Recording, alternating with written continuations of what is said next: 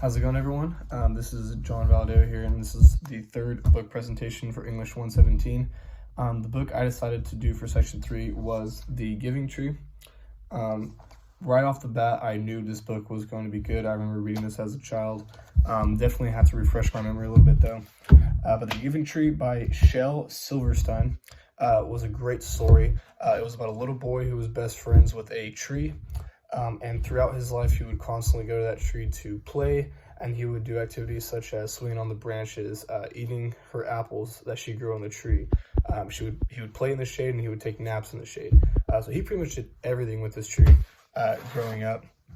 But then at one point, he was obviously at one point in all of our lives, we start growing up, and he started to realize that. So he wasn't coming by the tree as much, and the tree started noticing it. She was very saddened by it. She didn't know what to do.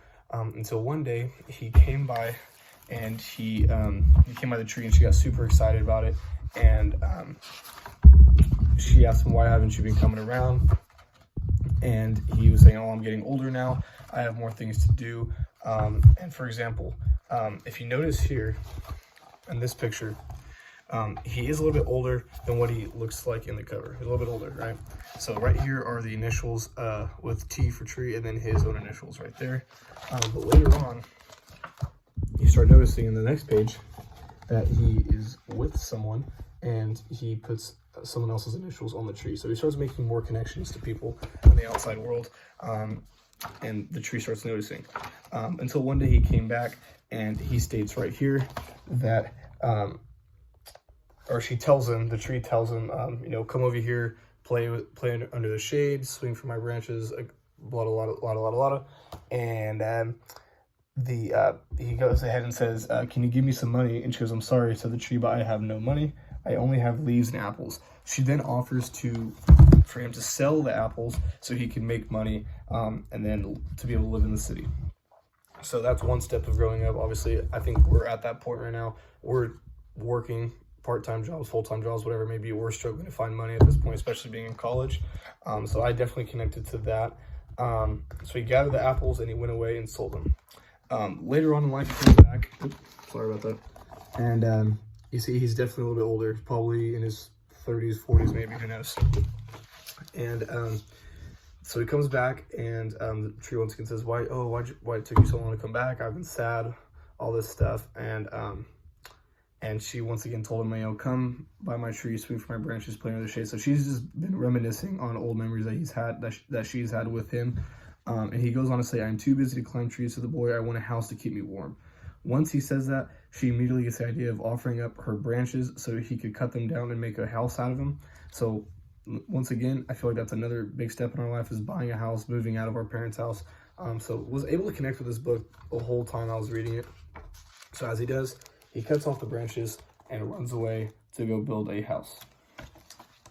As we move on into the book, the boy came back, and there you see, he's a little old man. So it's been a long time since he's been back to that tree.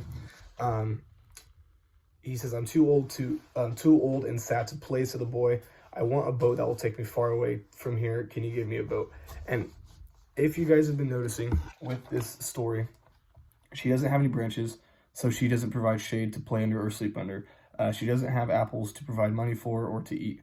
So there's less things that she can offer to him to make him happy. So the only thing she can do now is to cut down my trunk and make a boat, said the tree. So what he does, he cuts down the trunk, and he's gonna make a boat out of it so he can sail far away. Probably like a retirement thing, I don't know. The tree was happy, but not really. Now she's just a whole little trunk. As we move on here, after a long time, the boy came back, and there you see here he's not looking too well. He's definitely looking in bad shape. But she goes on to say, my apples are gone, my branches are gone. I'm too old to. I don't have any branches for you to swing on. My trunk is gone. And the entire time she's stating this, he's saying responses like, I have no teeth to eat apples. I'm too old. I'm too weak to swing on branches, stuff like that. And she says, I'm just an old stump. And he goes, I don't need very much now, so the boy, just a quiet place to sit and rest. I'm very tired. So he goes ahead and sits on the branch, on the stump right there, And that's how the story ends. And then the one thing that stuck out to me is, and the tree was happy. That's how the book ends, and then it's him sitting right there on the stump, and it says the end. So that's pretty much the progression of this book.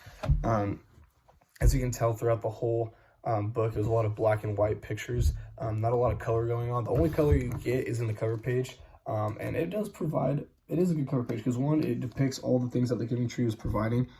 Apples for his nutrition. You have the shade in this area for you can sleep under and play under. The branches right here. So yeah, it was a good depiction. And I would say this book falls under a fiction genre. It's pretty obvious. Obviously, the trees cannot talk. We already know that. But it also provides a really good lesson in this book where there's always going to be certain things or certain people that you can rely on. They're always going to be there by your side to provide you with anything you need. But if we're going to go back to that last page, as I pointed out, the tree was happy. This page, this quote, I should say, popped up a lot of times in this book. And it was after every single time the tree was able to provide something for the little boy or for the man, whatever, maybe at whatever stage he was at that point in his life. It always says the tree was happy, the tree was happy. So no matter what she did, she was willing to sacrifice anything for this little boy so he could be happy in his life. The tree was happy, the tree was happy.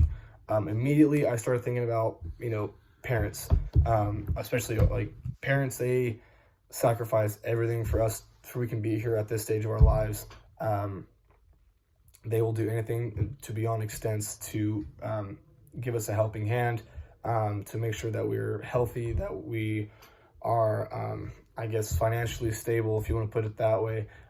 Parents will do anything for us. So this boy, in this book, you don't really hear a lot about his parents. You sort of believe that the boy's parents are the tree. The parents and the tree, if you compare one another, parents provide food. Our parents go grocery shopping, the fridge is always full, right? He always has a place to sleep, parents' house. He always has a place to sleep. Always have a time to play, a place to play, parents' house. So that's the comparison I made when I was reading this book. The book also contained a lot of strengths and weaknesses.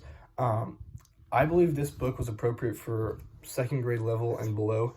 But the strengths that this book included, I would say it obviously contained a good lesson, that there's always people there that are going to support you, that are always going to go infinity and beyond to help you, no matter what the extent is. And it also showed us a good progression of life. At first, we're little kids and we like to play, we like to run, like to have great imaginations. But at one point in our life, we start growing up, we start meeting new people. His best friend at one point was this tree, and all of a sudden he met a girlfriend, and that's how the first progression went. Then all of a sudden he's getting married, he wants to have a wife, kids, a house, etc. All of a sudden after that, he's going into retirement, he wants to see the world, and then towards the end of his life, he just wants to sit and relax. So it showed us a good progression of life. Everyone's life may not be just like that, but it does depict something great, a life that you want, a long, healthy, and eventful life. The weaknesses, I would say, it didn't really include a lot of color in the images.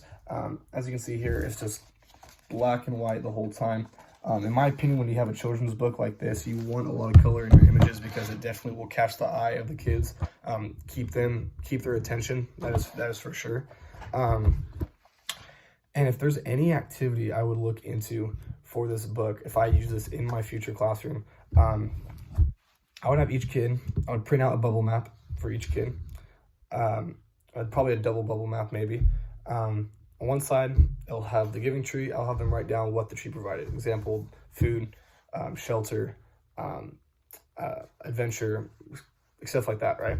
Then on the right side, I'll have them write down what their parents provide them. So food, house, etc. There could be some differences from what the tree offered and what the parents offered. There could be some similarities, but it will bring out the lesson more for these kids. It'll be an eye-opener for them for sure, and it'll make them realize how grateful they should be for the lives they have and for just them being in the classroom.